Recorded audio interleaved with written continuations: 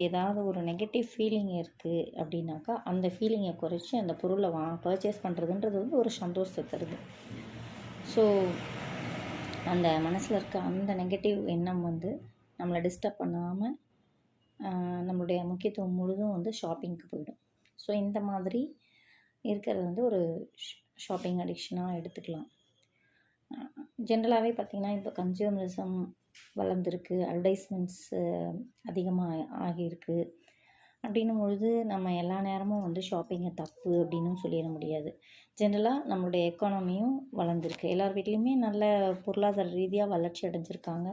So அதனால் purchasing capacity அதிகமாக இருக்குது அப்படின்னும் எடுத்துக்கலாம்.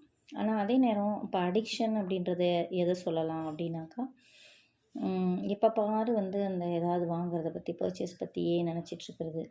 அதேமாதிரி வாங்க தேவையில்லாத ஒரு பொருளாக இருந்தாலும் அதை கண்ட்ரோல் பண்ண முடியாமல் வாங்கிட்டு அதுக்கப்புறம் வந்துட்டு ஐயோ இதை வாங்கிட்டோமே, இது எதுக்கு வேஸ்ட்டாக வாங்கணும்னு தெரியலேன்னு ஒரு கில்ட் இருக்கும், இல்லை அதுக்காக வருத்தப்பட்டுட்ருக்கிறது.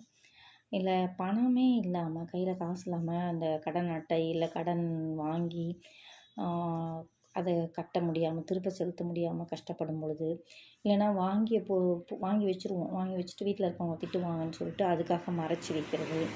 இல்லை அந்த ஏதோ ஒரு நாள் பார்த்தேன், ஒரு சின்ன விஷயம்,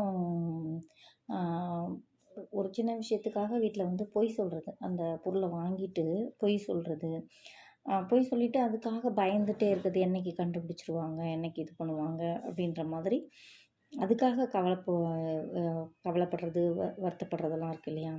ஸோ அந்த மாதிரி ஒரு சுச்சுவேஷன்ஸில் இருக்கிறது. அப்புறம் நம்ம எப்போ ஒரு கவலையாக இருந்தாலும், இல்லை ஏதோ ஒரு டென்ஷன் மனசுக்குள்ளே தோணுச்சுனாலும் உடனே போய் பர்ச்சேஸ் பண்ணுறது. ஸோ அந்த மாதிரியெல்லாம் இருக்கிறது எல்லாமே நம்ம அடிக்ஷன்னு சொல்லலாம்.